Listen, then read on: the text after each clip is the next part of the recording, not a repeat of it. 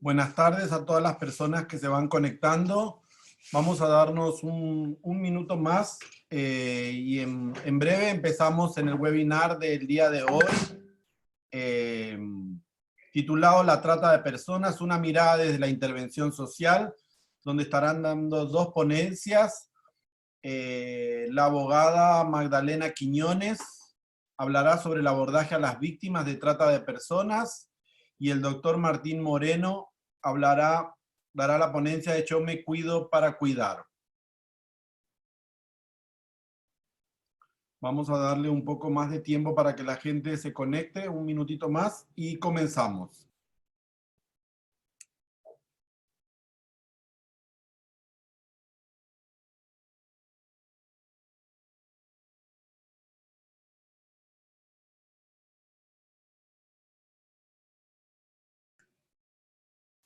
Bueno, vamos a dar comienzo al webinar del día de hoy.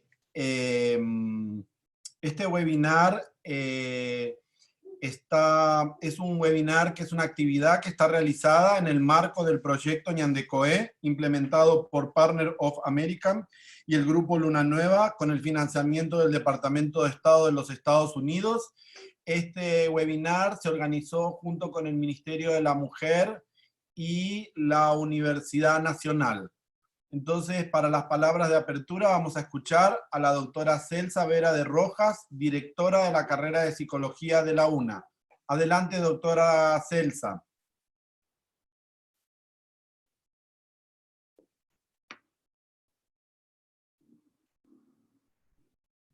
Doctora Celsa.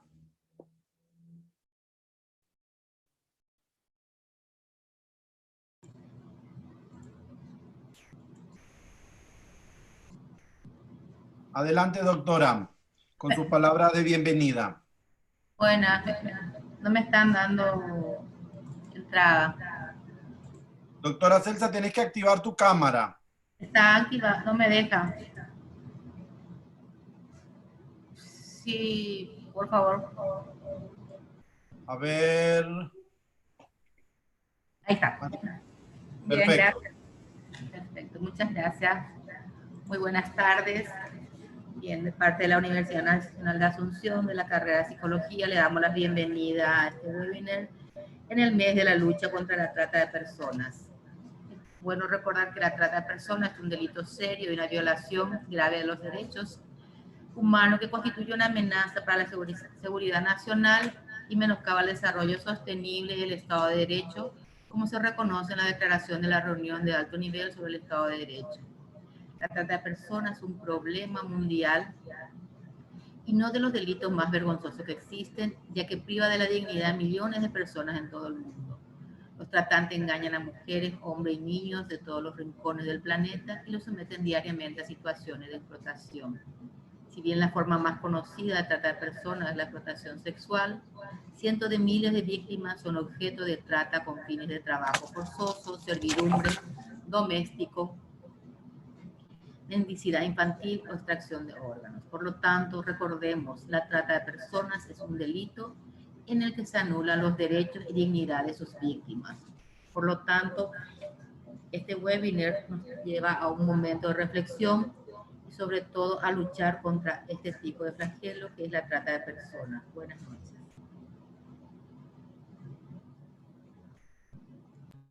Muchas gracias, doctora Celsa. Entonces, sin más vueltas, quiero explicarles la dinámica del webinar de hoy. Los panelistas tendrán 35 minutos cada uno para hacer su exposición. Ustedes que están participando pueden ver en la barra de abajo, abajo donde dice preguntas y respuestas.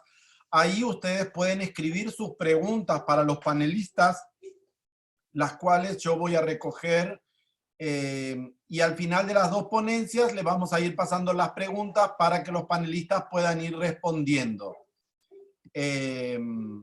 Entonces, vamos a dar comienzo con la presentación de la primera expositora, que es la abogada María Magdalena Quiñones, que es egresada de la Facultad de Derecho de Ciencias Sociales de la UNA, Es directora de la Unidad Técnica de Apoyo de la Unidad Especializada en la Lucha contra la Trata de Personas y Explotación Sexual de Niñas, Niños y Adolescentes del Ministerio Público. Es docente del Centro de Entrenamiento del Ministerio Público en los módulos de trata de personas y técnicas de entrevista. Entonces, la doctora nos va a hablar sobre el abordaje a la víctima de trata de personas. Adelante, doctora Magdalena. Muchas gracias, Bernardo. Muy buenas tardes a todos los participantes, a los panelistas, al panelista también que está compartiendo este webinar, a los organizadores. Muchas gracias por la oportunidad de brindar desde el Ministerio Público el trabajo que venimos realizando en este tema tan delicado, tan grave, que nos afecta a todos como sociedad. Voy a hacer una presentación sobre lo que venimos trabajando en la unidad especializada en la lucha contra la trata de personas del Ministerio Público. Y, a ver, aquí. Entonces, quisiera iniciar señalando, a ver, que no me permite pasar las diapositivas. Hola. Magdalena, quizás tenés que pasar con el cursor, con el teclado no te va a pasar, tenés que pasar con el mouse. Ahí está, ahí ya, totalmente. Bueno, un poquitito para que tengan conocimiento de la creación de la unidad especializada, como ya venimos hablando en reiteradas ocasiones, la trata no es algo nuevo en nuestro país. De hecho, un poco más adelante vamos a ver que ya en nuestra Constitución Nacional está previsto este tema. Y específicamente en lo que hace al combate, a la investigación penal de la trata, ya en los primeros años del 2000, 2003, 2004 empezamos a tener casos en el Ministerio Público sobre este hecho. Y bueno, ya fue un proceso que se trabajó desde la creación de la mesa interinstitucional y a través de ello también en el 2008 se crea la unidad especializada. En el 2012 la Fiscalía General resuelve modificar la estructura orgánica y aprobar el manual de funciones y también dota a esta unidad especializada de una dirección técnica de apoyo justamente para cumplir los compromisos asumidos por nuestro país y a las recomendaciones establecidas por los organismos internacionales en el tema del abordaje a las víctimas de la trata. Entonces, a partir del 2012 es que contamos con esta dirección técnica de apoyo donde estoy trabajando con el equipo técnico que voy a comentarles un poco más adelante. Nuestra unidad especializada está conformada por una delegatura nacional que tiene 3 unidades penales en Asunción, la unidad 1 a cargo de la doctora Claudia Moris, la unidad 2 a cargo de la doctora María Isabel Arnold, la unidad 3 a cargo de la doctora Natalia Acevedo. En Alto Paraná le tenemos a la doctora Analia Rodríguez. En la delegatura nacional está nuestra delegada nacional también a cargo de los casos de abuso sexual en niños, la doctora Karina Sánchez. Y en la dirección técnica nosotros contamos con 3 departamentos, el departamento psicológico, el departamento de trabajo social y el departamento jurídico. Esto sería básicamente la estructura de nuestra unidad especializada en el Ministerio Público. Nosotros tenemos competencia para, además de los hechos punibles de trata de personas, para los casos de rufianería, para los casos de proxenetismo, entiéndase por proxenetismo la explotación sexual de niños, niñas, adolescentes, la pornografía relativa a niños, niñas y adolescentes, y el extrañamiento de personas. El extrañamiento de personas viene a ser una figura que nosotros usamos mucho en la unidad especializada cuando no podemos probar la trata, pero hay un traslado, no hay una explotación, pero sí hay una situación en que la persona es trasladada al exterior y su integridad física o psíquica está puesta en riesgo. Entonces se recurre a esta figura del extrañamiento de personas. Ahora bien, ¿qué es la trata? ¿Qué es este tema que nos reúne esta noche? Y a mí cuando hacemos las presentaciones en vivo, ¿verdad? Me gusta mucho indagar con los participantes qué opinan de lo que es la trata. Y realmente es increíble porque pese a todos los avances sociales y las disposiciones desarrolladas en los últimos siglos, ¿verdad? Lejos de ser una reminiscencia de otro tiempo, en este mundo contemporáneo se sigue produciendo la utilización de personas como esclavas, la explotación de personas por otras, ¿verdad? En pleno siglo XXI, las víctimas de trata de personas son de todas las condiciones sociales, procedencias, culturas, fenotipos, se manifiestan en diferentes formas de explotación, no solamente la sexual, la laboral, la servidumbre, el matrimonio forzoso, la extracción de órganos o tejidos, constituyéndose entonces en una grave violación de derechos humanos, como ya nos había adelantado la autora Celsa. Entonces, cuando hablamos de trata, no siempre estamos hablando de prostitución. Cuando hablamos de trata, hablamos de que es un crimen. En nuestro país la trata es un crimen porque es punible con una pena privativa de libertad de más de 5 años. Es una situación de explotación, ya sea una explotación laboral, ya sea una explotación sexual, y estamos hablando también de situaciones de esclavitud. En síntesis, hablamos de toda la violación de derechos humanos. Quiero tomarme, nosotros tenemos en la unidad especializada muchos casos, obviamente, que fuimos atendiendo y tenemos que luchar con ello, avanzar en las investigaciones, y a nosotros desde el equipo técnico que nos toca más de cerca trabajar con las víctimas, bueno, las historias, los casos, las vivencias son bastantes, pero me quedo con una porque me permite graficar un poquitito lo que es la trata. Me quedo con un caso que habíamos visto en España en el 2015 en ocasión de un intercambio de conocimientos y de información que tuvimos con nuestros pares en España. Y el caso es de 2 paraguayas víctimas, pero en realidad, ¿cómo se inicia? ¿Cómo inician los españoles esta investigación? Que es lo que ellos nos compartieron el caso. Ellos estaban haciendo un seguimiento a una pareja, una paraguaya y casada con un español, que se dedicaban a llevar a Madrid a paraguayas para la explotación sexual.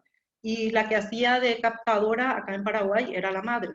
Entonces, la madre se encargaba de buscar las potenciales víctimas. Y en una de esas encuentra a una señora que es una madre soltera, 4 hijos, necesitada de trabajo, y le ofrece a ella y le plantea directamente, y acá me van a permitir porque de repente me va a salir el guaraní, porque como el relato en guaraní y las vivencias de estas personas también en su idioma nativo es más enriquecedor. Bueno, me disculpan las personas que no hablan bien el guaraní, pero en este proceso de captación y como tierra adentro, que es donde más ocurren también estos casos, es muy natural que utilicen nuestro idioma nativo. Y la señora le encuentra a esta madre soltera y le dice: va a ir con derecho ir a por la España, que se me embumba. Desde chapa se me embumba, ella para o ganar está la plata, va ella para pejoga y ponao ya po. Andengo pesa y co apere y mereí, recoge me embumba, pea, pea moai, tapere coimba de pe amores por tarjetares ganar la plata. Y catuta ya por la ellos de lo ganar, y catuta ne me embumba, y ya o canu todos los días, andere como a ver y peisa, terejona la España.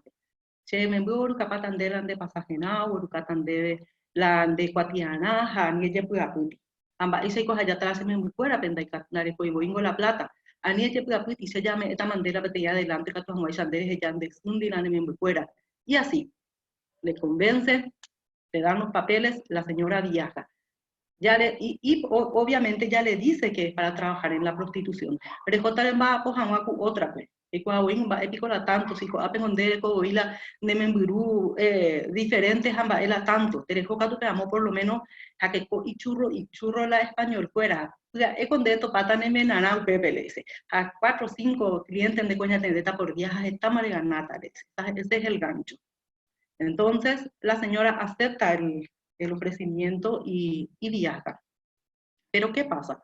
Que esta pareja de explotadores necesitaban más víctimas, y entonces la madre le tiene en la mira a una joven que terminaba los estudios, pero que trabajaba limpiando casas, lavando ropa, y la señora se le acerca y le dice si no quiere ir a trabajar para cuidar como niñera en España, que su hija le iba a conseguir un trabajo, que sin problema le iban a facilitar todas las documentaciones y que ella podía ir allá a trabajar como niñera y que iba a poder ganar mucha plata, ayudar a su familia, estudiar y salir adelante. La joven obviamente se ve tentada por esta posibilidad, acepta el ofrecimiento y viaja en otra fecha. ¿Qué pasa en España? La primera mujer que llega, la madre soltera cuando llega, se encuentra con el trabajo, lo realiza, pero resulta que no son los cinco clientes churros que le dijeron en un principio. La situación, ella trabaja como una esclava sexual, ella tiene que estar todo el tiempo, tiene que estar disponible para todo lo que deseen los clientes y no puede negarse a ejercer o a atender, aunque no tiene esa posibilidad de con quién sí, con quién no y en qué forma. La joven que llegó con todos sus sueños de poder trabajar siendo niñera, poder ganar una plata, ayudar a su familia, salir adelante, ¿con qué se encuentra? Con que cuando llegan le dice que esa no es en realidad el trabajo que tiene que ejercer. Imagínense, una chica de 18, 20 años que tiene con un mundo de sueños que se embarca para un continente nuevo, para un mundo nuevo, se encuentra en una situación en que tiene que ejercer, tiene que trabajar en la prostitución, o de lo contrario no va a poder, o de lo contrario la van a denunciar con las autoridades policiales, porque esa es la amenaza, ¿verdad? Porque ella está ilegal allí. Evidentemente, ella no tiene las herramientas, los conocimientos para poder defenderse y entender que ella tiene derechos en el otro país. Entonces, no tiene otra alternativa más que ceder.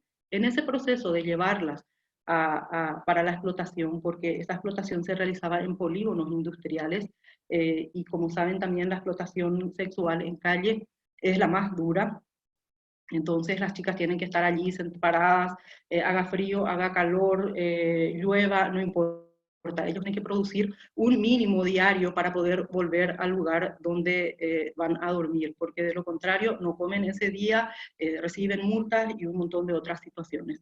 Entonces esta adolescente, esta joven, cuando el marido de la paraguaya la traslada hasta el polígono donde va a ser explotada, en el camino él decide probar la mercadería y la viola en el coche.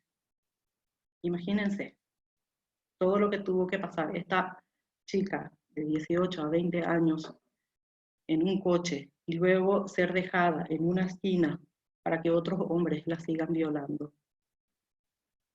Entonces, señores, estamos hablando de situaciones de esclavitud, de situaciones de prostitución, de situaciones de explotación.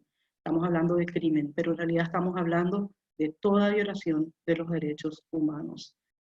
Entonces, cuando hablamos de trata, hay un concepto universal ya que ya ha sido desarrollado por los organismos internacionales, en este caso desde las Naciones Unidas. La Convención de las Naciones Unidas contra el Crimen Organizado Transnacional cuenta con un protocolo que es especialmente para reprimir, sancionar, prevenir, reprimir y sancionar la trata de personas, especialmente mujeres y niñas, que en su artículo 3 ya nos habla de qué es la trata de personas y nos dice: por trata de personas se entenderá la captación, el transporte, el traslado, la acogida o la recepción de personas recurriendo al uso o a la amenaza o al uso de la fuerza u otras formas de coacción, rapto, engaño, abuso de poder o una situación de vulnerabilidad o la concesión o recepción de pagos o beneficios para obtener el consentimiento de una persona que tenga autoridad sobre otra con fines de explotación.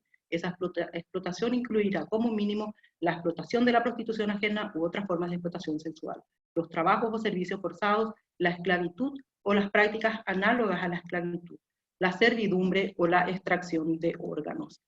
Y esto también recoge nuestra ley 4788 del 2012, integral contra la trata de personas, que en su artículo 5 nos habla de que él, con el propósito de someter a otro a un régimen de explotación sexual, captare, transportare, trasladare, acogiere, recibiere a una víctima directa, será sancionado con la pena privativa de libertad de 8 años, dice más abajo. Pero acá tenemos las tres formas. Dice también el que con el propósito de someter a otro a un régimen de servidumbre, matrimonio servil, trabajo, servicio forzoso, esclavitud o cualquier práctica análoga a la esclavitud, también captare, transportare, trasladare, acogiere o recibiere a la víctima directa. Y por último, la otra modalidad que nos habla la ley es la extracción ilícita de órganos o tejidos, captare, transportare, trasladare, acogiere o recibiere a la víctima directa, será sancionado con la pena privativa de libertad de 8 años. Entonces, por eso estamos hablando de un crimen. Acá nosotros podemos ver en nuestra ley integral que recoge prácticamente todos los verbos rectores de la Convención del Protocolo de Palermo, pero con una diferencia que nosotros los medios lo utilizamos como agravantes. No necesitamos que haya amenaza, que haya coacción, que haya engaño, que haya abuso de poder para el tipo base. Esos son para nosotros, constituyen directamente ya agravantes o agravantes especiales. Entonces, un poquitito, porque siempre nos pasa eso. El concepto, si podemos ver, es por trata de personas, entendemos la captación, el transporte, el traslado. Entonces, podríamos simplificar y ensayar un concepto de trata diciendo que es la situación para la cual unas personas captan a otras en un lugar determinado, en general con una propuesta laboral engañosa, las traslada a otra ciudad u otro país, porque nuestra ley prevé la trata interna, entonces de otra ciudad a otro departamento o a otro país, con fines de explotarlas laboral o sexualmente, y también para la extracción ilícita de órganos o tejidos, y beneficiarse con el producto de dicha explotación. Eso podríamos entender entonces de lo que es la trata de personas. Ahora bien, la trata tiene sus momentos, como ya vimos, mismo en el relato, y cuando vemos también en la definición de la trata, nos habla de la captación, nos habla del traslado, nos habla de la recepción. Esos son momentos de la trata. La primera fase es la captación de la víctima. Ese momento que se da cuando, en el relato que les hice al inicio, cuando esta señora, la mamá de los explotadores, acá la hacía de captadora, porque ella es la que se encarga de buscar, de reclutar, de mirar dónde encontrar esas personas que pueden ser convencidas y puedan ser luego trasladadas y explotadas. A esa primera fase se le denomina la captación. En la segunda fase es el traslado y el transporte de la víctima. Sí o sí tiene que haber ese traslado de esta ciudad, a otro país, a otro departamento, a otro sitio, ¿verdad? Para que constituya trata se tienen que dar todos estos momentos. La captación, el traslado. Cuando ya cerramos esa primera parte, cuando ya le convencimos a nuestra potencial víctima de esa oferta, de esa posibilidad de que acepte viajar o de que acepte trasladarse, ahí empezamos con la segunda parte del momento, es el traslado, el transporte. Vemos todo en la primera fase de la captación, el tema de la documentación, cuando ya nos dan el sí, si se requiere documentación para el tema de la trata internacional o cualquier otras documentaciones que se requieran, el consentimiento, el pasaje, el consentimiento a la actividad que le estamos ofreciendo. Pasamos a la segunda fase, el traslado, el transporte de la víctima. Y en la tercera fase es cuando ya la persona, la potencial víctima, llega al lugar donde va a ser finalmente explotada. Puede dar la situación de que pasen por otros países en tránsito y luego finalmente llegue a otro país, al destino. Pero esta tercera fase se da en el destino, en el lugar de la recepción, la acogida de la víctima, y a partir de allí ya se da la explotación. A esto lo denominamos los momentos y acá un poquitito para que podamos mirar los indicadores generales de una situación de trata. Estos organismos internacionales vienen trabajando el tema de trata desde bastante tiempo, y a partir de de todo el trabajo que se realiza especialmente con las víctimas y con los casos, pudieron generar documentos que permiten conocer algunas situaciones tipo de las víctimas o mismo del hecho punible. Entonces, estos son indicadores generales. Hay muchos otros indicadores y hay indicadores específicos que se utilizan, por ejemplo, para la trata de niños o para la trata laboral específicamente, para la trata sexual. Entonces, por ejemplo, estuve viendo también unos indicadores específicos para personas migrantes. Entonces, es ideal que las personas o que todas las instituciones puedan contar con estos indicadores generales que permita en algún momento de su intervención tener en cuenta estos puntos estas cuestiones para ver si no está ante una posible víctima o ante un posible caso de trata. Generalmente, una víctima de trata no puede abandonar su lugar de trabajo. Una víctima de trata da muestras de miedo o ansiedad. Casi siempre están siendo objetos de violencia o de amenazas, dan señales de que se están controlando sus movimientos, desconfía de las autoridades. Esto es algo muy típico en las víctimas de trata. Ellas desconfían de las autoridades. ¿Por qué? Porque también hay que reconocer que en muchas situaciones las autoridades también estuvieron presentes, o los explotadores les hacen creer que las autoridades están presentes en ese proceso de explotación. Nos pasa muchísimo cuando hacen el relato, dicen las chicas, por ejemplo, que cuando llegaron al aeropuerto estaba una persona y que luego le dijeron que esa persona era un policía, pero que unos días después le dio a esa misma persona con un uniforme.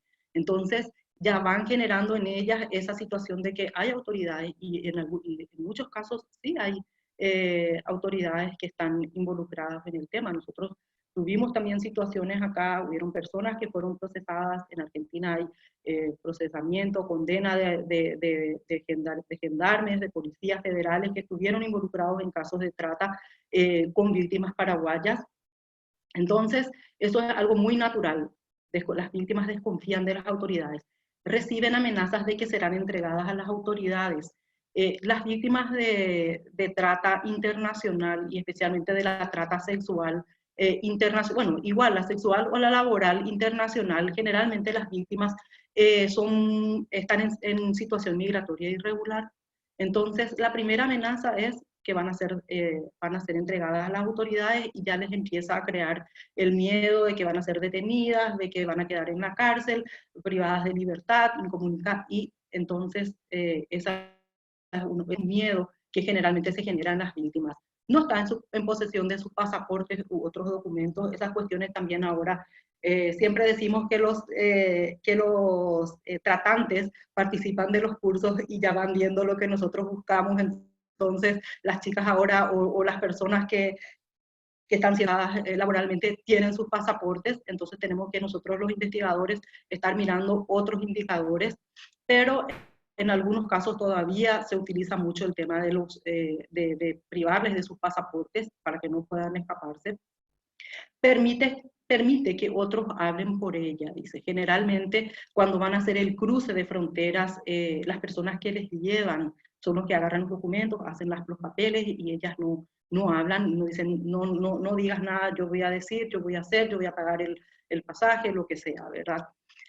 Actúa como si hubiera recibido instrucciones de otra persona. Una víctima, cuando empieza a hablar y está allí en este proceso de comunicación un poco dificultoso, porque es como que es todo sí, no, y especialmente eso se identifica también, nos pasa mucho con las personas que denuncian, cuando comentan, dicen que alguien parece ser que están controlando sus llamadas. Y realmente eso ocurre, ¿verdad?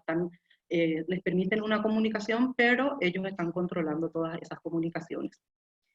Está obligada a trabajar en malas condiciones. Evidentemente, las condiciones en las que desarrollan su trabajo no son las mejores, porque allí es donde también tienen la ganancia los explotadores.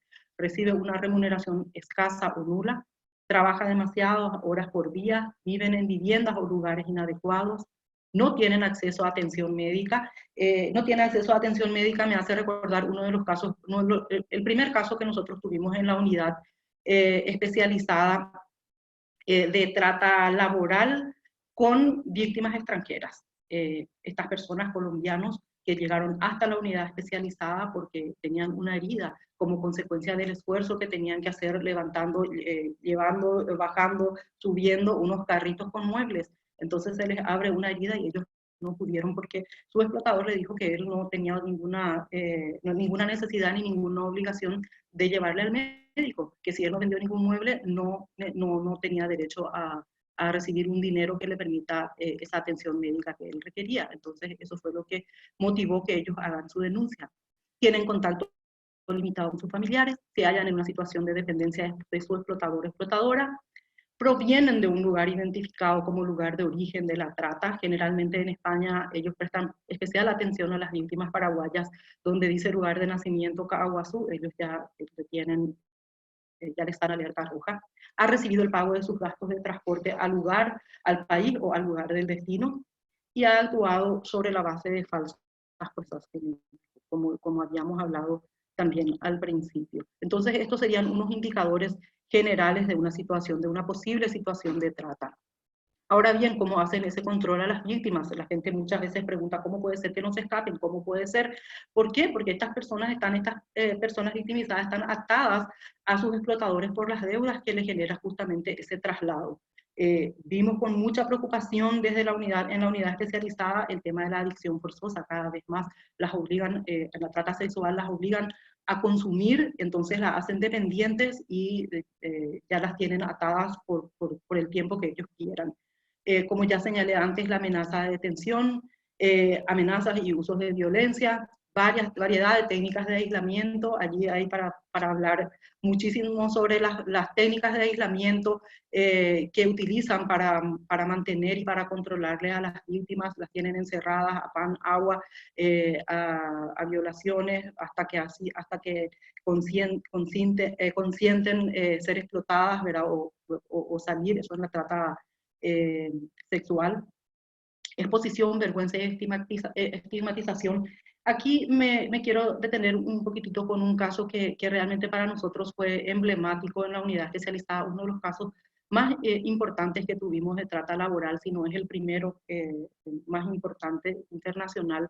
Y una de las víctimas era el caso de trata laboral, y una de las víctimas, mujeres, en el proceso de intervención que hicimos con ella, ella tenía un novio, y el novio entonces se entera de que ella estuvo en Chile, convivían en la casa del novio con los padres del novio, y cuando le hicimos el abordaje, bueno, el novio sabía que íbamos a hacer esa intervención y todo, pero cuando ella le empieza a contar que éramos de la unidad de trata y tal, talla y dice que ella en realidad, que víctima, que trata laboral, vos lo que te fuiste fue a prostituirte en Chile.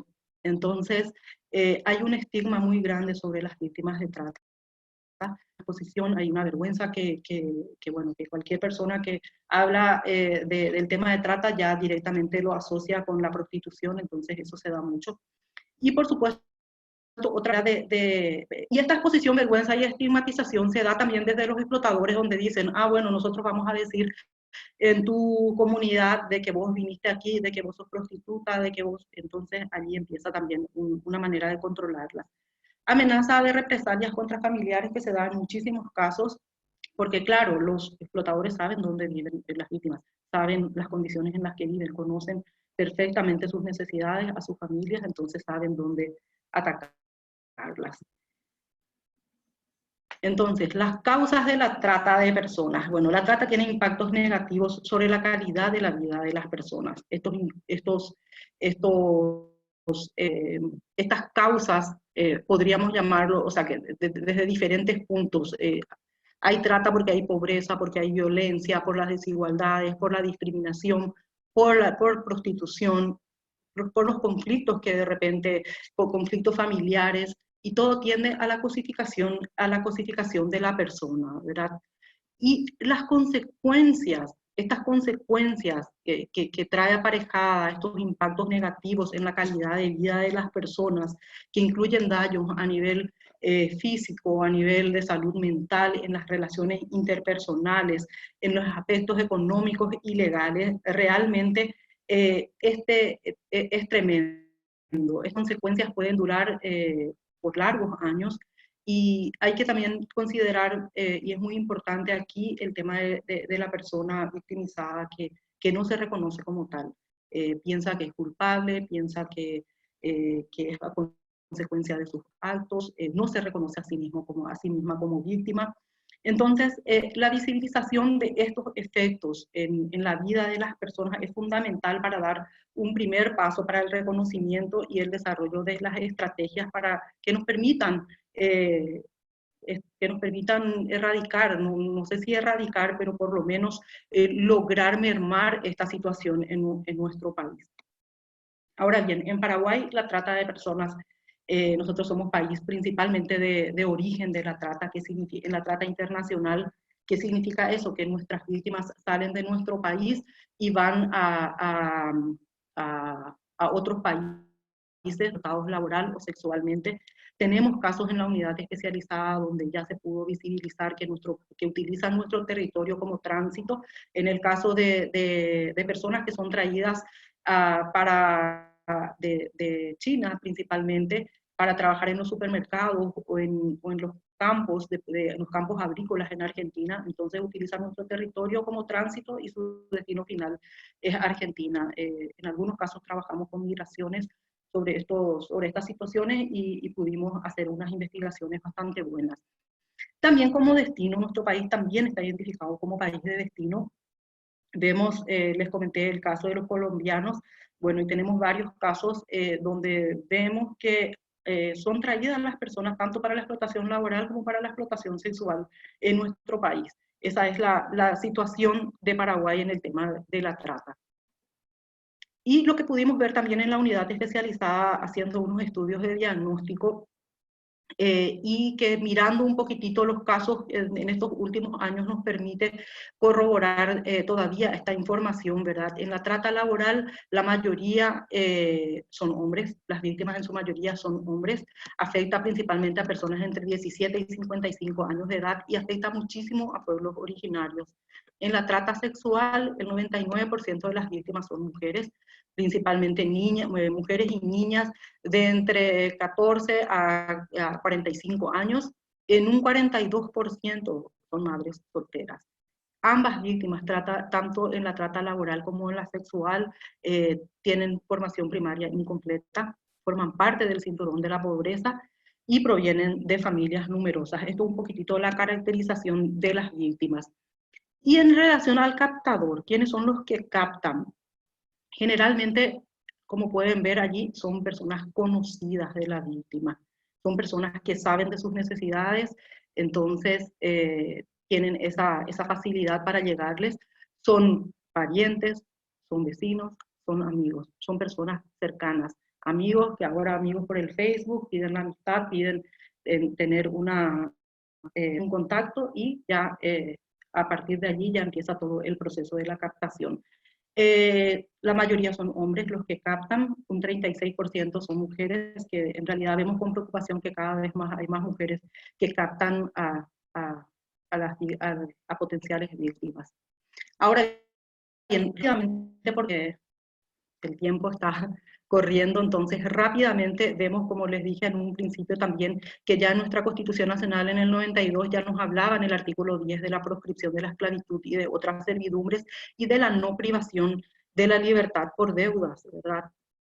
Entonces, nuestra ley integral, ¿verdad?, que tiene por objeto sancionar, prevenir y sancionar la trata de personas en cualquiera de sus manifestaciones perpetrada en el territorio nacional, esta ley nos dio la posibilidad de empezar a investigar la trata interna, que anteriormente no lo teníamos, perpetrada en el territorio nacional o en el extranjero. Es también sujeto de proteger y asistir a las víctimas, fortaleciendo la acción estatal contra este hecho punible. Esta ley es muy interesante porque, así como su nombre lo dice, es integral. Tiene aspectos de prevención, tiene aspectos punitivos y también tiene toda la parte de la atención a las víctimas de trata y tiene tiene también el tema de las políticas públicas en relación a la trata. Es bien completa. Es una ley ideal, nos falta todavía hacer un poquitito de esfuerzo y aterrizar todo eso bueno que nos trae esta ley, implementarlo y que pueda ser efectivo y que permita un combate eficaz a este flagelo. ¿Cuál es el objetivo del Ministerio Público? Como ustedes saben, el Ministerio Público es el encargado de la persecución penal. Por tanto, nuestro objetivo es detectar un hecho, identificar a un autor o al autor o a los autores, vincularlos con el hecho que detectamos y penalizarlo, ¿verdad? Someterlo a la justicia. En la unidad especializada, sin embargo, nuestra prioridad es el rescate de las víctimas, hacer posible, hacer que ellas quieran participar del proceso penal y procurar en lo posible la reparación del daño. Eso sería en cuanto al objetivo de la persecución desde la unidad especializada. Y nuestra dirección técnica de apoyo, donde nosotros estamos trabajando con las víctimas, Contamos, como ya les mencioné antes en la estructura, con un departamento de psicología. Están trabajando ahí las chicas para determinar el daño que causa este hecho punible en las personas. El departamento de trabajo social, que su objetivo principal también es el de la vulnerabilidad, ver por qué estas personas son vulnerables a este hecho. Y lo jurídico y el departamento jurídico, que nos permite también mirar los otros derechos vulnerados de las víctimas.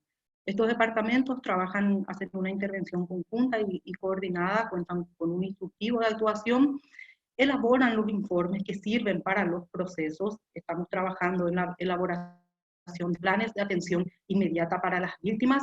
Trabajamos con un proyecto que ahora estamos cerrando con la OIM y esperamos muy pronto iniciar nuestro proyecto con Luna Nueva para la atención inmediata de las víctimas que tanto requieren. Porque, ¿qué es lo que pasa muchas veces? Las víctimas son explotadas, se les rescatan, pero ¿qué vuelven? ¿Cuándo vuelven? ¿Cómo vuelven? ¿Con qué se encuentran? Con más necesidades, con más pobreza y con los daños físicos, con los daños emocionales. Entonces, realmente es importante poder mirar eso y dar ese abordaje especializado a las víctimas. Eso es lo que procuramos desde la Dirección Técnica de Apoyo. Y en ese proceso de abordaje es lo que miramos, son las necesidades inmediatas. ¿Qué es lo que requiere generalmente una víctima? Seguridad, protección, apoyo emocional, que se realicen los chequeos médicos, que tengan información sobre el proceso. También procuramos, como les dije, elaborar y ejecutar el plan de atención inmediata e implementar el sistema de derivaciones para su asistencia, tanto inmediata como mediata que la ley prevé. Entonces, en ese proceso de abordaje a las víctimas, nosotros recalcamos la importancia de mostrar empatía con las víctimas, tener esa sensibilidad con lo que les pasó, colocarnos en su lugar y a partir de allí abrirnos para que ellas puedan tener Magdalena, esa confianza. Sí, te quedan sí. 5 minutos. Ok. Ofrecerle seguridad, establecer confianza,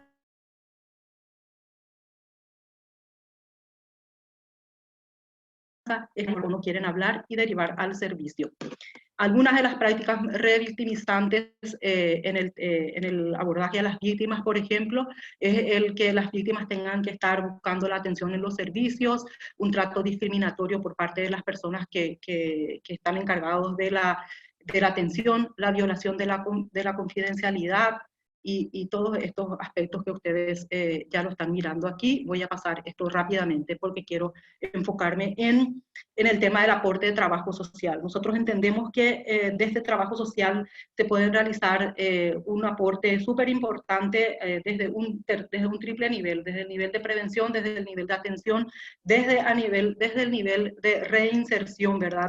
Determinando unas líneas de trabajo que contribuyan no solo a socializar el conocimiento sobre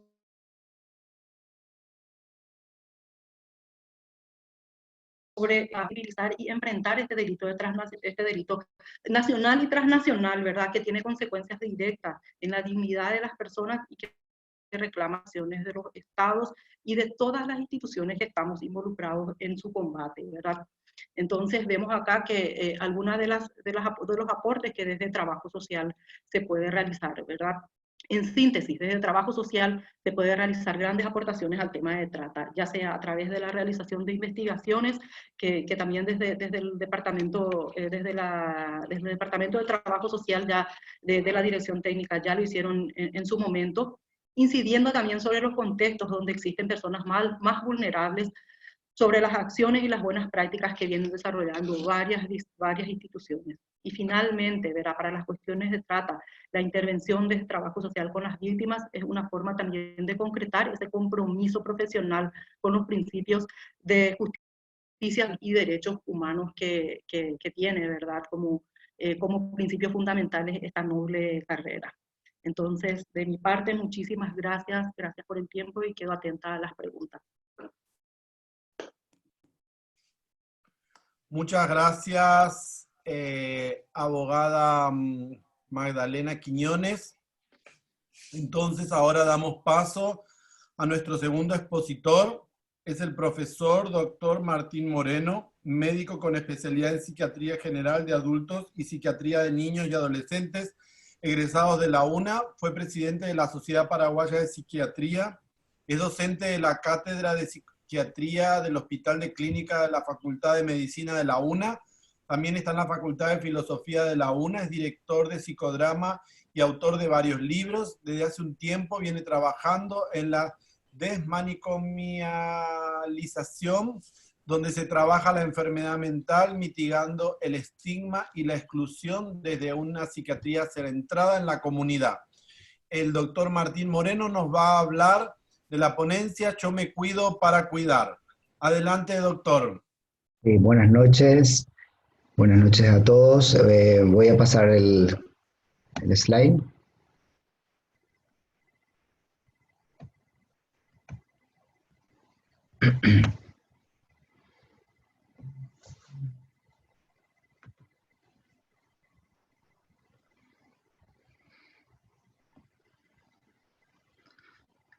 ¿Están viendo? ¿Se ve?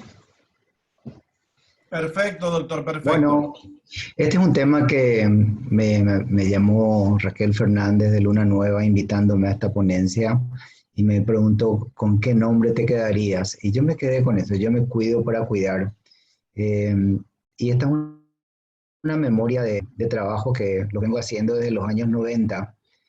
Trabajé en formación pedagógica y acompañamiento en aldeas SOS, el armado de un equipo de rehabilitación en San Ignacio. Estuve trabajando en Luna Nueva, específicamente en el tema de detección y de prevención de tratas, acompañando a cuidadores. Estuve trabajando acompañando también a cuidadores en el Ecuabolaños y en el último tiempo en hogares sustitutos. Entonces, me pareció muy relevante este tema y en la medida que me fui pensando, encontré así como estas estrategias de cómo cuidarse o cómo cuidar a un cuidador, ¿verdad? La promoción de la salud mental en el ámbito ocupacional, la prevención de la enfermedad y la erradicación de los estigmas asociados con personas a trastornos mentales, la atención de los trabajadores afectados, la coordinación inter e intrainstitucional y la reinserción laboral con adecuación a tareas y capacidades del trabajador. Estos son así delineamientos institucionales que a mí me parecieron así correctos para poder aplicar. El segundo punto es recordar así la salud en general como un estado completo de bienestar físico, mental, social y no solamente la ausencia de enfermedades en el equilibrio emocional y con el medio ambiente. Esto llevado al cuidador es un poco ver tres aspectos, ¿verdad? Y es importante hacer una asociación con lo que presentó la abogada Magdalena, estos tres elementos, ¿verdad? Cómo es el usuario, el beneficiario o el paciente, el cuidador, el acompañante o el gestor, y cómo es la gerencia, cómo es la institución y cómo es la entidad contratante o la institución donde yo me desempeño. Estos tres ámbitos tienen mucha relevancia en el proceso y el cuidado del cuidador, que va a ir teniendo distintas situaciones. Y acá quiero leer así cortito otra vez, ¿qué es la salud mental? Es la capacidad de desarrollar el propio potencial personal y responder en forma positiva a los retos del ambiente. Es algo cortito de 1985 y en el contexto del cuidador, la necesidad de responder en forma positiva y muchas veces, la mayoría de las veces, en la incertidumbre. Y ese es el reto del medio ambiente. Nunca sabemos con certeza con qué nos vamos a encontrar en el cuidado de ciertos pacientes. El otro aspecto que me pareció así interesante traer en esta mesa es este concepto también de la OPS, la salud mental como un estado sujeto a fluctuaciones provenientes de factores biológicos y sociales. Y estas fluctuaciones biológicas en cualquier persona tienen que ver con la historia genética que tenemos, ¿verdad? Una historia genética para la ansiedad, para la depresión, para la psicosis, para el trastorno bipolar, para todos traemos algunos genes y todos traemos historias sociales y todos traemos culturas. Y eso hace que nuestra personalidad como sujeto pueda conseguir la satisfacción de las tendencias que tenemos, que muchas veces son contradictorias, y con eso lograr relaciones armoniosas con los demás y poder participar y colaborar con la comunidad. Este concepto me pareció muy relevante cuando lo pensaba en el contexto del cuidador y cómo se encuentra el cuidador con el usuario, el cuidador con el gerente. Y vamos a encontrar estos elementos con que el cuidador está lidiando: los beneficiarios, los usuarios, los pacientes, el proyecto que tiene la institución, que muchas veces coincide con el proyecto del cuidador, otras veces es un trabajo más, otras veces es una necesidad, y los objetivos de ese proyecto y la necesidad de producir resultados en un tiempo que a veces obliga, en un tiempo de calendario, en un tiempo de reloj. Eso llevado a un territorio específico, ¿verdad? Que en el caso de la trata muchas veces es la calle, en el campo de la prevención, en el campo de la rehabilitación es recorrer instituciones y hospitales donde posicionar la recuperación de la salud mental de la persona. A mí eso me toca muy de cerca a veces en el hospital de clínicas, cuando nos traen una paciente con este nivel de victimización y donde no hay un sistema de rehabilitación intermedio posterior a la internación y la crisis para un seguimiento, y cómo sufre el cuidador en la impotencia, cómo sufre el gestor, el abogado detrás de este tipo de persona, cuando la persona debe volver a su comunidad y no hay una instancia intermedia cuando el paciente tiene un problema mental. Esto genera a su vez la emergencia de las fortalezas o las vulnerabilidades del cuidador, y se desplaza en ese territorio que tiene una cultura, tiene historia, tiene un tipo de interacción particular que nos trae a esto, ¿verdad? La necesidad de que el cuidador tenga un espacio, un lugar, un momento donde pueda instalar el lenguaje, la conversación. Y a través de la conversación, darte testimonio de su reflexión, ¿verdad? La reflexión sobre lo que piensa, sobre lo que cree, sobre lo que le sucede, sobre cómo se está emocionando, y así tomar una actitud frente al acontecimiento desde la validación de un tercero, desde la validación de un grupo o desde la validación de la propia institución. De no existir esta condición, muchas veces el cuidador, el acompañante, se encuentra en un automatismo, en una profunda soledad o en un profundo desamparo que deteriora su salud mental. Entonces, este es un elemento interesante, importante para el cuidado del cuidador. Esto nosotros podemos enganchar con esta necesidad de los encuentros.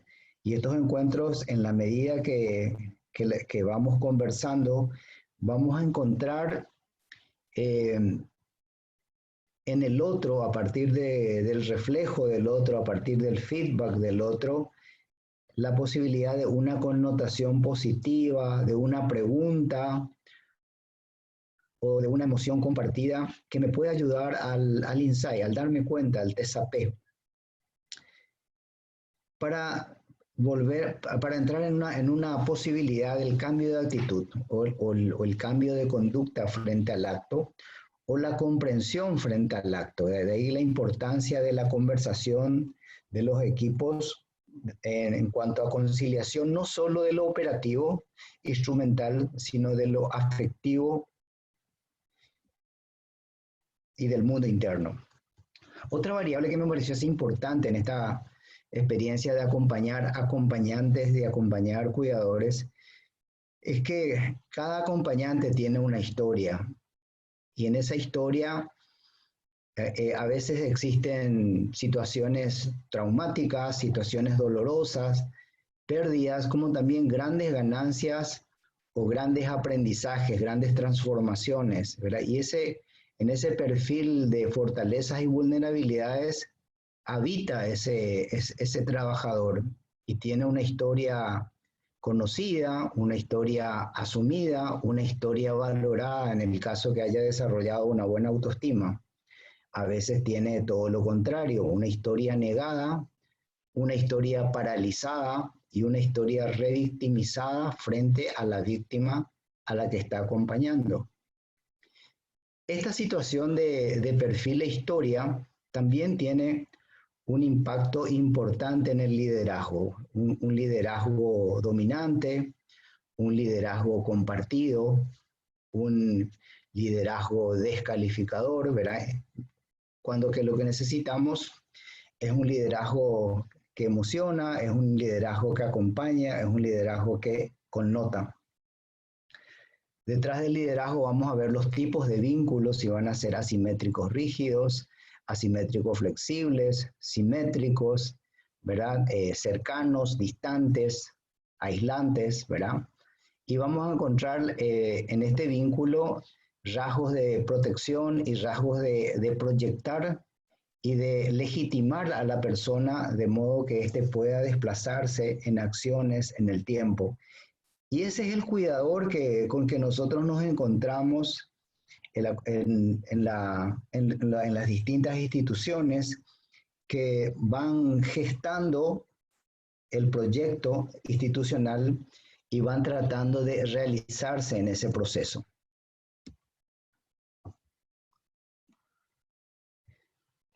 Otro factor que me pareció relevante a partir de esta experiencia que me tocó llevar en este acompañamiento es el tema del riesgo que puede aparecer en el contexto laboral, ¿verdad? La persona trae a veces, la persona del cuidador a veces trae vulnerabilidades mentales, como dije, en historias traumáticas o una biología también vulnerable, y un gatillo, ¿verdad? Una situación de victimización donde la persona se siente también interpelada, puede generar una crisis en el cuidador. Y acá tenemos algunos elementos, gatillos sobre esas vulnerabilidades. La incertidumbre rígida, ¿verdad? El liderazgo equivocado, el espacio incierto, la inseguridad, ¿verdad? Que a veces aparece, y también a veces la falta de higiene, la suciedad que a veces aparece en el ambiente. Otros aspectos gatillos también, la deficiencia de alternativas para seguimientos, un ámbito legal pobre, una alta vulnerabilidad del usuario y un ambiente marginal, que son elementos que van haciendo mella en la figura del cuidador, que de no ser cuidado, de no ser compartido en conversaciones, en trabajos que tengan que ver con la depuración de sus afectos, estos elementos van a romper las debilidades del mismo. Entonces, ¿qué es lo que nosotros buscamos en este proceso de acompañar al cuidador? Es el trabajo con autonomía, y una autonomía responsable, donde la persona del cuidador o acompañante pueda hacerse cargo de las consecuencias y pueda hacerse responsable, y cuando actúa sepa a dónde va a llegar. Y ese lugar de colaboración es importante que no sea desde el someter al otro. ¿Qué significa someter? ¿Verdad? Buscar la obediencia, buscar la dominación del otro, ya sea del usuario o ya sea del jefe hacia el cuidador.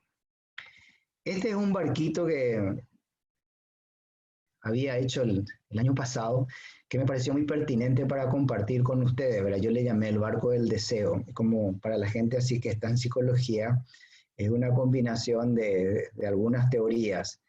Lo que está en la quilla, lo que está bajo el agua, que tiene un punto rojo, tiene que ver con el instinto, con lo básico, con la necesidad de tener un territorio, con la necesidad de subsistir, con la necesidad de aparearse, con la necesidad del placer, ¿verdad? Y por arriba, que está Maslow, ¿verdad? Las necesidades que tenemos todos para poder realizarnos, ¿verdad? Techo, agua, comida, familia, comunidad y la posibilidad de sentirnos bien. es la vela, es lo que nos mueve hacia el norte. Y por delante y por detrás, verá lo mental y lo corporal, verá lo psíquico, que tiene que ver con una parte consciente y con una parte inconsciente. Y en esa parte consciente la realidad y nuestro sistema valorativo. En este contexto del barquito del deseo, quería mostrarles esto, ¿verdad?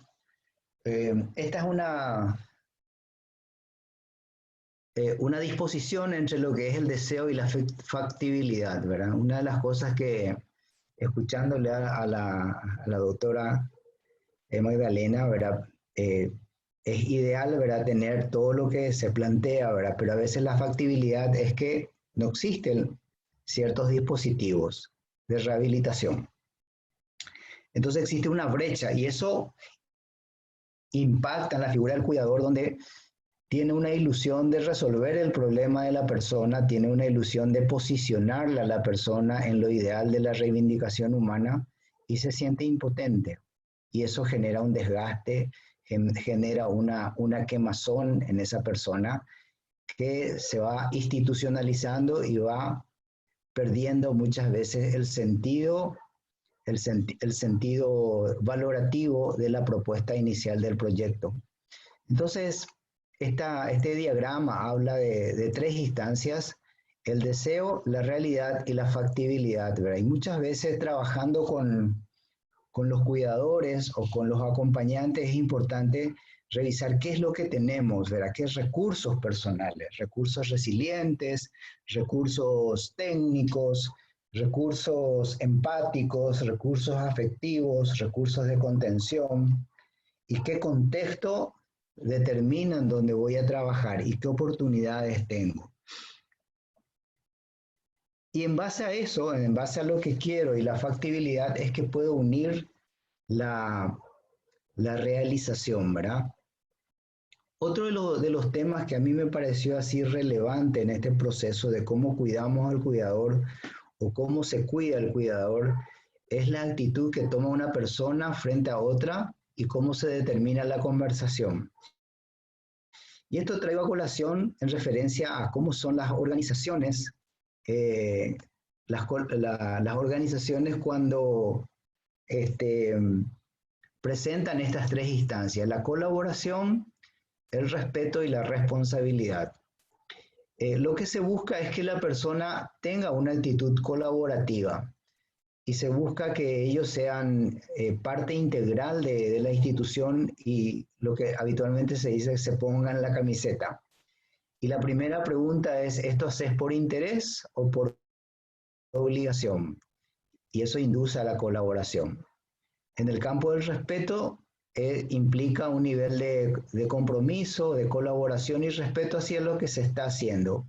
Y el tercero es de la responsabilidad, en que las personas se sientan partícipes de la organización a la que pertenecen, que es la identidad, ¿verdad?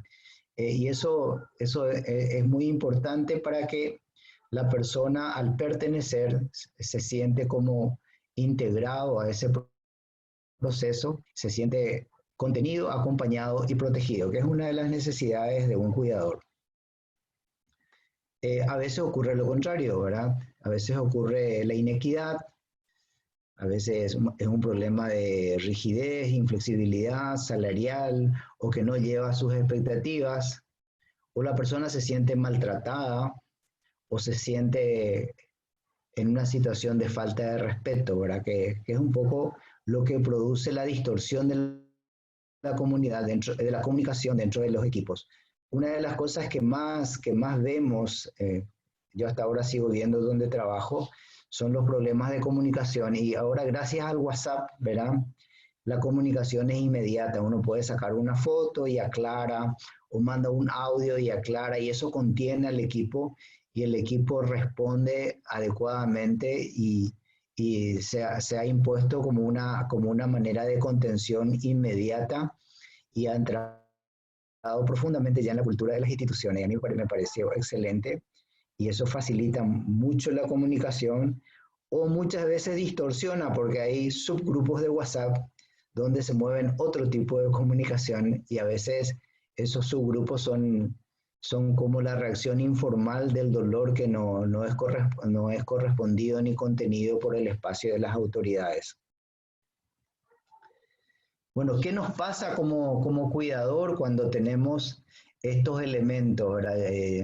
Yo voy a un territorio, me encuentro no solo con el tema de trata, sino también de tráfico, de inseguridad, de violencia, y eso me interpela mi seguridad, ¿verdad? Eso me interpela mi continuidad en ese lugar, y muchas veces la persona se pregunta acerca de quién soy yo para estar acá, qué voy a hacer, ¿verdad? Y eso es una confusión, ¿verdad?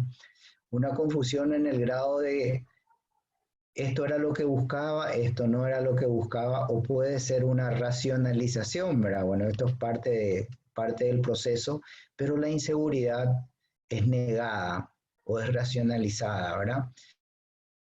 Eso genera impotencia, porque uno no puede cambiar ese entorno, no puede cambiar la inequidad, no puede cambiar la inseguridad, no puede cambiar la pobreza. Y cuando uno está solo en ese campo, no tiene una escucha inmediata, no tiene un espejeo corporal de un compañero, una compañera o un coordinador de grupo, y eso genera incertidumbre, desamparo, desmoralización. Y hace que los proyectos tambaleen, ¿verdad? De ahí la importancia del peso de la comunicación, del peso de la conversación, del peso de que los deseos, tanto de la institución como del cuidador, estén equilibrados en los espacios y en las sensaciones. El protagonista generalmente es la incertidumbre, ¿verdad? La incertidumbre en el territorio, la incertidumbre acerca de la factibilidad del proyecto, y donde yo entro en un campo donde lo incierto es la realidad, ¿verdad? Y me piden número de entrevistas, número de usuarios, número de manzanas, número de referentes, me piden datos cuantitativos, y mi vida es cualitativa en ese momento, ¿verdad? Entonces, esa transición entre la cualidad que hay que sistematizar y la sistematización que hay que cuantificar es un proceso que pasa por la carne del cuidador. Y si no conversa, si el cuidador no sabe por dónde está transitando, la incertidumbre se transforma en desmoralización. Y eso les enferma, eso les saca el sueño, les aumenta el apetito o les saca el apetito. A veces les induce a consumir alcohol, a veces los pone tristes, se aíslan, faltan al trabajo. O sea, tiene un impacto bastante importante en la salud mental. Ahora, ¿cómo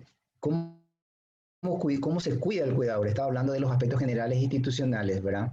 Y son como 3 niveles ideales, ¿verdad? La ley del 8, en la que, por un lado, tenemos el trabajo, ¿verdad? Que es una de las instancias que le trae. Por otro lado, el descanso, el sueño, y por otro lado, la recreación. Idealmente es la ley del 8, 8 de trabajo, 8 de recreación y 8 de sueño, ¿verdad? Considerando la recreación como las comidas, los encuentros con la familia y los amigos, y algún tipo de pasatiempo, ¿verdad? Y el descanso, unas 7 horas que habría que llevarlas, ¿verdad? Y eso se desarrolla en la comunidad y en la familia. Estas 3 instancias de trabajo, descanso y recreación, por el tipo de trabajo que se realiza, muchas veces no se cumplen, porque a veces uno tiene que estar en el territorio un tiempo determinado, después tiene que volver para sistematizar, y eso lleva su tiempo, y a veces uno lleva el trabajo en la casa. Y muchas veces ese trabajo en la casa implica también un transporte en colectivo de 1 hora, a veces 1 hora y media. Entonces, esa persona está transitando 3 o 4 horas por día en colectivo, va a trabajar a su casa, trabaja en la comunidad, trabaja en la institución, y es un parámetro importante a tener en cuenta. ¿Cuánto se aproxima a esta ley del 8 la vida de un cuidador? La comunicación es importante, ¿verdad? ¿Por qué es importante la comunicación? Porque la persona trae un mundo que construye en esos territorios, y no solo trae el mundo de los territorios, sino el mundo que está viviendo, el mundo que está compartiendo, el mundo que está desarrollando en ese proceso. Y eso tiene mucha importancia porque valida la existencia del cuidador como un factor intermediario entre el proyecto institucional, el territorio y el usuario que va a ser, que va a ser acompañado. La comunicación, el lenguaje, implica la búsqueda de parámetros de colaboración, de integración, de estructura, que puedan facilitar esos encuentros y hacen que el cuidador pueda sentirse mejor. Esto es lo que preparé, ¿verdad? En cuanto al cuidado, ¿verdad? Quizás necesite colocar algunos otros comentarios que tengan que ver con la simbolización que necesita el cuidador desde el punto de vista de lo que está haciendo, ¿verdad? Cómo simboliza en un dibujo, en un escrito, en una canción, de modo que pueda salir de esa praxis rígida y pueda entrar a lo simbólico para que eso pueda ser facilitado de una manera más acorde a la necesidad de existencia humana de los mismos. Y con esto yo creo que podemos, esto es lo que yo preparé, ¿verdad? Y estoy dispuesto a escuchar las preguntas. Gracias, doctor Martín Moreno, por su exposición. Entonces ahora estamos abiertos a las preguntas. Recuerden que abajo tienen un icono que dice preguntas y respuestas. Ahí pueden escribir sus preguntas. Tenemos una pregunta para la doctora Magdalena Quiñones, que pregunta si puede explicar un poco la situación del criadazgo. Entonces, mientras llegan preguntas, si la doctora Magdalena puede hablarnos un poco del criadazgo y la trata. Ok. Bueno, muy importante pregunta, y realmente el tema de criadazgo y trata siempre van unidos en el sentido de que prácticas como el criadazgo, que es algo que está en nuestro país muy arraigado, que es una práctica ya que se viene realizando desde inclusive la época de la colonia, y con sus variantes en diferentes procesos de nuestro país. Bueno, todavía hasta hoy día es una práctica en la que muchas familias entregan a sus niños, niñas, adolescentes, a otras familias con el objetivo de que puedan recibir educación, alimentación, vivienda, cuidados, ropas, todo lo que ellos no le pueden brindar. Inicialmente esta práctica tenía un fin altruista, ¿cierto? Bueno, me ocupo de personas que no pueden, que su familia no tiene la posibilidad de brindarles todas esas atenciones que requiere un adolescente. Lamentablemente en el proceso también se evidenciaron malas prácticas donde uno ve una oportunidad de tener mano de obra barata, prácticamente esclava. Entonces esos niños o adolescentes son mantenidos en una situación de explotación laboral doméstica. Tienen poca o casi nula inserción escolar. Entonces reviste unas características especiales, pero hay que tener mucho cuidado porque el criadazgo no está tipificado en nuestro país. No es punible el criadazgo en sí. Y cada caso de criadazgo hay que mirarlo de manera particular para establecer que existe una situación de trata. ¿Entienden? No todo criadazgo es trata. Se tienen que dar las cuestiones, los momentos de la trata, como expliqué. Hay una captación, hay un traslado, hay una situación de explotación dentro de esa vivienda donde el niño, la niña, el adolescente está viviendo, y si es mantenido en una situación de explotación, presumiblemente es un caso de trata, pero no todo criadazgo es trata. Dentro de esta práctica hay muchas personas que recibieron ese acogimiento familiar, fueron formados, fueron educados, y luego se convirtieron en profesionales que ayudaron a sus familias a salir de la situación de pobreza o la situación de vulnerabilidad que atravesaban. Entonces hay que mirar caso por caso. Actualmente en Paraguay creo que hay más de 50.000 niños, niñas, adolescentes en situación de criadazgo, y realmente nosotros en la unidad especializada tuvimos casos, tenemos condenas. El año pasado tuvimos una de las condenas más altas, en realidad la condena más alta por explotación laboral, y que tiene que ver también con esa práctica. Gracias, doctora. Para el doctor Martín Moreno, nos preguntan que quiere saber una participante si existe un entrenamiento o se podría diseñar un entrenamiento previo para los cuidadores para tener más cuidado de su salud mental. También para el doctor Moreno, cómo trabajar la concepción de género sexistas relacionadas con la explotación sexual y el entorno laboral como parte del cuidado.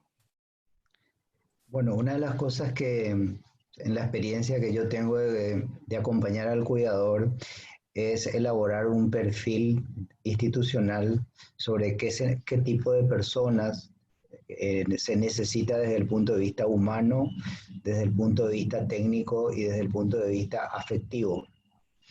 Y una vez que se tenga ese perfil, pero uno pasa a entrevistar a esas personas, ver sus historias, ver sus expectativas, ver sus experiencias laborales, y en base a eso se elabora un perfil del usuario, un perfil del paciente o un perfil del beneficiario.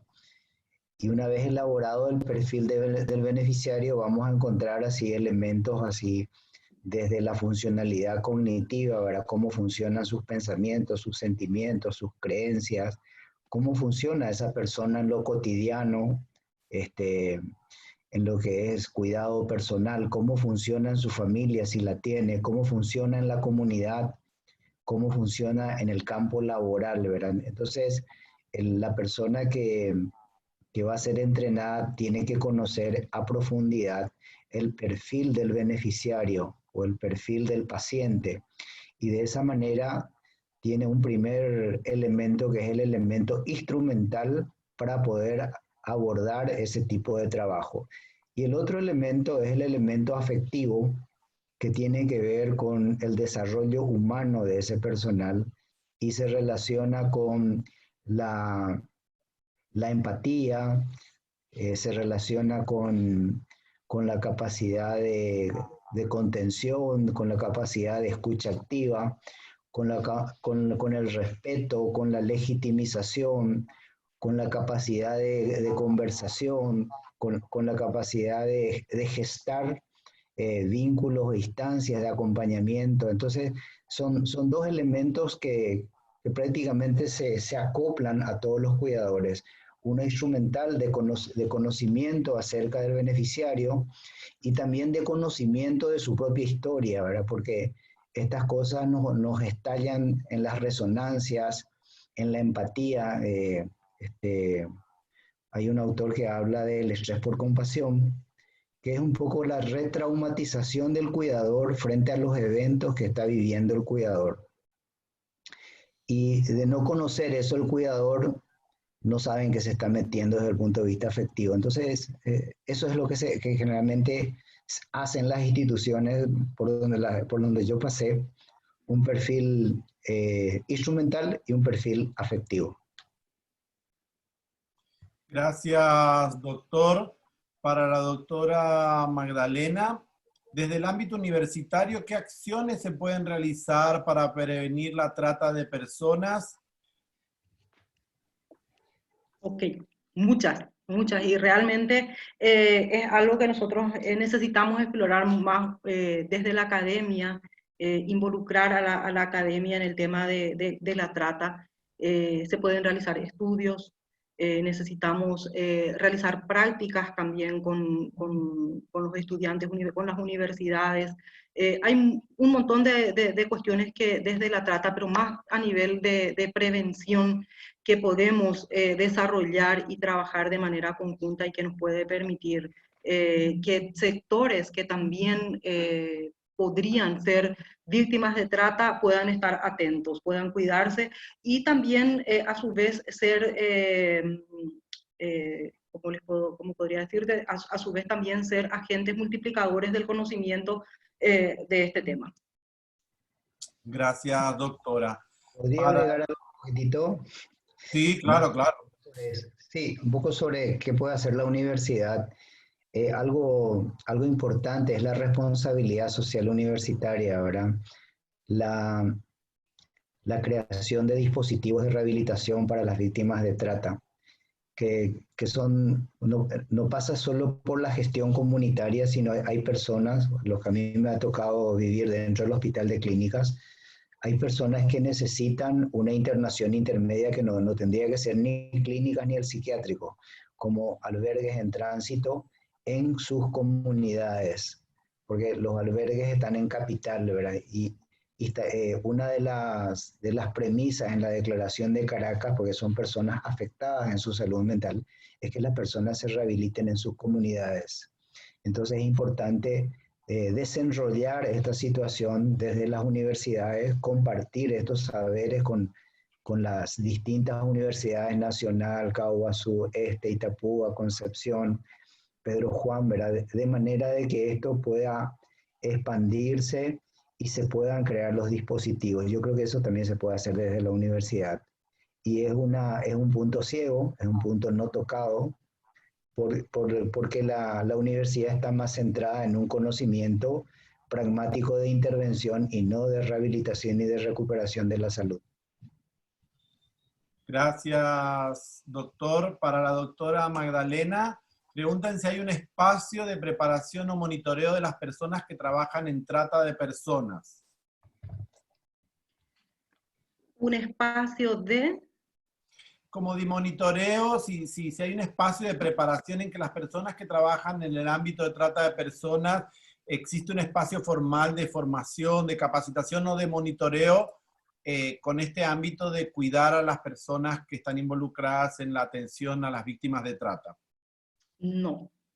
Hasta que yo conozca, por lo menos no hay un dispositivo, no hay un mecanismo de trabajo, y justamente estuve prestando atención, toda mi atención a la exposición del doctor Martín, porque realmente se requiere poder trabajar con las profesionales que trabajan con víctimas de trata en la depuración de sus afectos.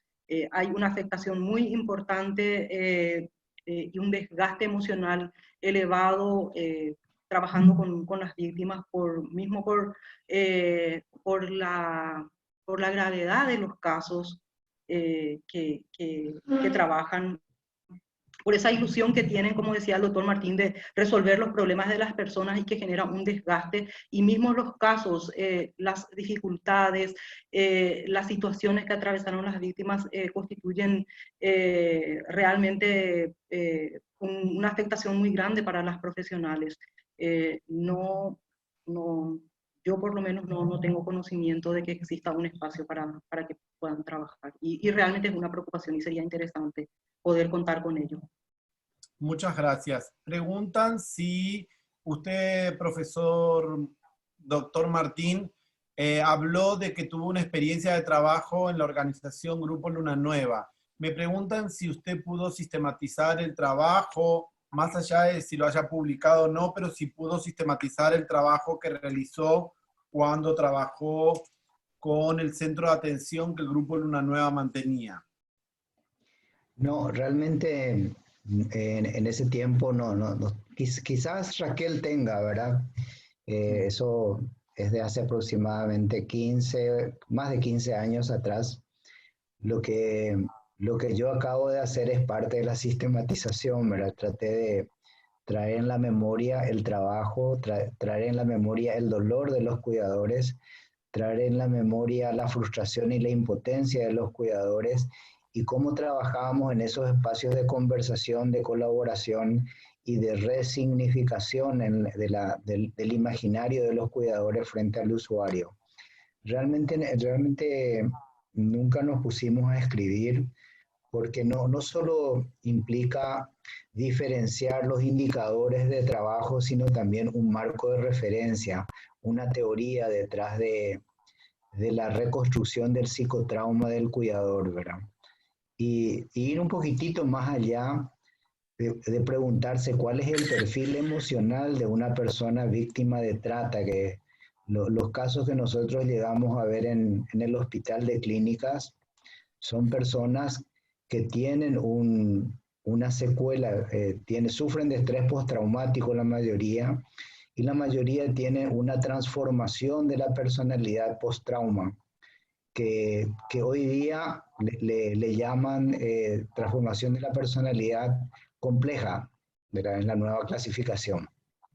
Y son casos muy difíciles de llevar porque son personas que fácilmente consumen o pasan al acto, ¿verdad? Y al menos los casos que nosotros vimos en el hospital, ¿verdad? Y el cuidador está detrás, ¿verdad? Detrás de su impotencia, detrás de la incertidumbre, detrás de la oscuridad y acompañando a una persona sufriente que también tiene pocas expectativas porque no hay centros de rehabilitación intermedios. Gracias, doctor. Para la doctora Magdalena, si conoce casos o experiencias para la reinserción en la comunidad de las víctimas de trata. Sí, sí conocemos bastantes casos positivos, algunos casos no tan exitosos, pero sí desde el Ministerio de la Mujer trabajan con los planes de reinserción, el tema de la asistencia inmediata. Desde la unidad especializada, como yo había señalado en la presentación, cuando retornan las víctimas, cuando vuelven a sus comunidades de origen, ¿con qué se encuentran?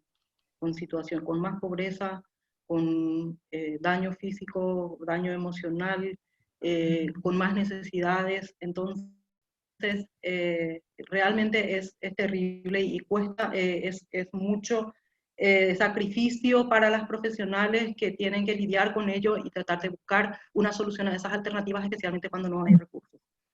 Recién hace unos años que el programa que ahora tiene el Ministerio de la Mujer cuenta con recursos para la atención inmediata de las víctimas, para trabajar con los planes de reinserción, pero muchas veces eso no tiene el resultado esperado porque requiere un acompañamiento muy fuerte. Y allí es que nuevamente el tema del trabajo del trabajador social es fundamental, porque ellos trabajan desde las necesidades de las víctimas y hacen el gerenciamiento de los recursos existentes. Nosotros en la unidad especializada lo que hicimos fue a partir de justamente un caso que la víctima de explotación sexual en Turquía, y que realmente nos conmovió a todos en la unidad, nos pusimos a trabajar y generamos a partir del caso de esta víctima un proyecto con la Organización Internacional para las Migraciones, un plan piloto Fondo Semilla.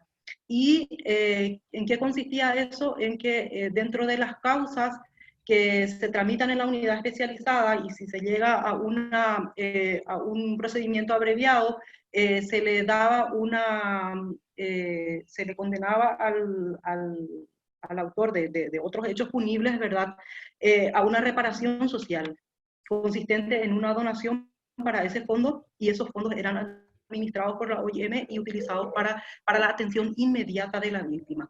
En este caso, esta víctima en particular que iniciamos este caso, realmente ella era una víctima del 2013 y nosotros intervenimos con ella en el 2016. En el 2016 intervenimos con ella en la atención inmediata de sus necesidades no cubiertas en todo ese proceso. Ya de cuando ella vino, se le recibió, estuvo en el albergue y tal. ¿Por qué? Porque ella prácticamente estaba en una situación de calle. Entonces lo que decidimos lo que hicimos fue trabajar con ella un plan de atención con su consentimiento, informado a las trabajadoras sociales y las psicólogas también que apostaron a ese proyecto, empezaron a trabajar con ella, a hacerle partícipe de la construcción de su nueva vida, de empoderarlas, de formarlas. Lo que hicimos con ella fue desde adjudicación de una vivienda, trabajando la trabajadora social con el Ministerio de Desarrollo Social, la Secretaría de Acción Social en ese entonces, que le otorgó una vivienda a la víctima, con fondos de la OIM para que pueda ella tener una capacitación y un empleo, un microemprendimiento que le permita vivir dignamente. Y en las actividades de capacitación o de sensibilización que tenemos, usamos también el caso de ella para mostrar lo que se puede hacer cuando hay un compromiso de las profesionales, cuando está en ese nivel que decía el doctor Martín de responsabilidad, de sentirse comprometida con la institución, y cuando se hacen las cosas realmente pensando en que se puede cambiar la vida de una persona con unas acciones. Y en este caso en particular, o sea que es uno de varios casos exitosos que tuvimos, pero este en particular sí quiero mencionar porque realmente ella tuvo una atención integral, una atención un poco tarde, realmente del 2013 al 2016, que ella recibió atención médica, ginecológica, de atención psicológica, una capacitación para poder sacar adelante su microemprendimiento, una vivienda, y ahora tiene una vida digna. Muchísimas gracias. Bueno, a modo de ir cerrando, doctor Martín Moreno y doctora Magdalena Quiñones, si nos quieren decir unas últimas palabras, y ya pasamos a las palabras finales de la doctora Celsa Vera de la UNA. Okay. Empiezo yo. Bueno,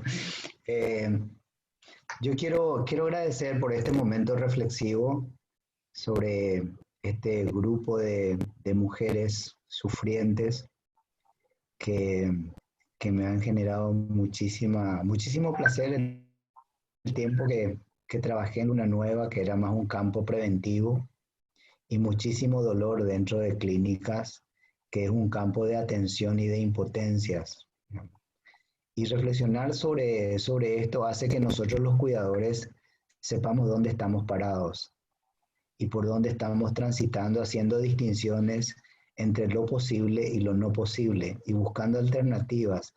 Creo que este espacio así de escucharle a Magdalena es muy ilusorio para mí, en el sentido de que me genera nuevas ideas de poder pensar de otra manera y de poder quizás gestionar otras cosas, ¿verdad? Y armar esta idea, expandirla, de repetir esta RSU, Responsabilidad Universitaria Social, ¿verdad? Que muchas veces se toma como extensión universitaria y tendría que ser el eje de la transformación social en el campus del saber, ¿verdad?